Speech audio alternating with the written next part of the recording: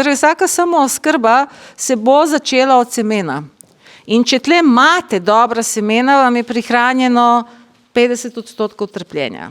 To lahko povemo vsi, ki delamo s svojimi semeni svoje sadike. To je nebo in zemlja. Ja, res, ko dam svojo papriko za kalit, daš jih 100, v skalijih 120. Kupljeno, v istem času, v istih pogojih. Če ne bi imela svoje, bi rekla, mater, kaj ja narobe delam, da nič ne pride ven. Ampak ker dam paralelno svoje in recimo kupljeno, vidiš ti to razliko v vitalnosti. Ove so že take orjaške, ove pa a ne vejo, a bi živele, a ne bi živele. Razlog je ta, posebej pri ekoloških semenih, da pridelovalci ekoloških semen ne sme uporabiti noben drugi ukrep razen zmrzovanja in potem ne upajo tvegati in zmrzujejo vse po vrsti. In če slučajno daš zmrzovati seme, preden dosežeš 4% vlažnost, potem lahko zmanjšaš njegovo kaljivost. Poškodoval si ga.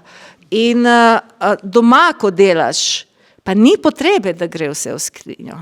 Ok, daš v skrinjo recimo, da se fižolarja rešiš ali graharja ali kam take stvari. Drugače, kar si ti pogledal, lahko se igraš. Če imaš svojih semen dovolj, nekaj boš zamrznil, nekaj ne boš zamrznil. In če bi se slučajno kaj sfižilo na tistem, kar nisi zamrznil, šele takrat vzameš iz skrine. Hočem povedati, ja vidim, da ko delam semeni, ki so res ročno čiščena, ne strojno, ki niso zmrzovana, s temi rastlinami ja nimam nobenih težav. Imam pa težave s tistim, kar je industrija ponudila kot seme. Zato je zelo pomembno, ampak pazite, semenarstvo, to vam ne bom, je zoprna, picajzlska zadeva, ki zadeva natančnost, zapisovanje, vse ob pravem času in samo eno napako, da narediš, lahko vse stran vržeš. Res. Zdaj, včasih so naše babice to obvladale, pravijo. Ja, seveda so, ampak 10 vasi je gojilo samo eno zelje in niso poznali ne karfiole, ne brokolija, ničesar drugega in seveda, da se jim ni skrižalo, niso rabili distance, pokrivanja, opraševalce, ker je obstala ena sorta paradižnika, ena sorta korenčka in to se ni križalo in si lahko nabirajo. Verjetno bomo tudi mi prišli na tisti osnovni minimum, ne bomo imeli 50 sort paradižnikov, ampak bomo gojili eno ali dve. Ampak hočem povedati, znanje na tem področju je res izjemno pomembno. Zdaj, če vas bo zanimalo, vprašajte, ampak drugače s fanči smo to zelo natančno tukaj opisovali in tisti, recimo v društvu smo se lani odločili, da smo skupno, sicer online, ampak šli eno po eno rastlino od semena do semena pa vzgojo sadik. Ko rečem od 500 članov v društvu, 63% jih je to leto prvič delalo sadike in 80% je rekel, da so jim ful dobro uspele. Ko me niso uspele, pa imamo izmenjevalnice sadik. Zdaj pa, kako te zaklade shranjevati? Ja toplo priporočam, da semena za naslednjo sezono vedno imate vnaprej. Komot jih lahko imate tudi za 2 leti vnaprej. Če ste kaj kupili na zalogo, pa ni odprto, ja to takoj zavakumiram, da se ne lufta in potem to dam v kartonsko škatlo, ki jo dam v še eno kartonsko škatlo in držim v kleti. Zakaj pa še kartonske škatle? Zaradi tega, ker seme ne sme zavohati nihanja temperatur. Vlago ne bo zavohalo zaradi tega, ker je vakumirano, ampak nihanje temperatur tudi zaznava. Tudi zrak zaznava. Če shranjuješ semena, fižol je treba shranjevati, kot da je kozarec poln. Ker če shranjuješ tako, je noter preveč zraka in to zbuja seme. In če ti ga odpreš pa vzameš, ti si mu 1 leto s tem že vzel. Torej, zaradi tega, če imate več fižola, je boljše, da ga date v 5 takih kozarčkov in za vsako leto porabite po enega, ostalih pa se ne dotikajte. Ker ko seme oddiha in porabi določeni zrak, stopi v hibernacijo. In lahko hibernira 7 let fižol, ni problem. Če dobiva vlago ali dobiva novi zrak, to ga vsakič, to je kot da ti je nekdo odprl okno, ti pa spiš, ne? Pa se malo predramiš. Ampak to, ko se ti predramiš, si porabijo malo hranil. Metabolizem si zagnal in zato začne padati kaljivost. Zaradi tega je pomembno, da takoj odmerite, evo, moja semena za naslednje leto so že tukaj, To je to, kar naš vrt rabi, če ne štejem fižole, pa ta velika, ki so ločeno shranjena, ker ne rabim kilo tega in ker že vem, koliko rabim, že to je ne samo zame, to je že za celo našo škofjeloško skupino dovolj, in jih jaz hranim tako dvojno vedno.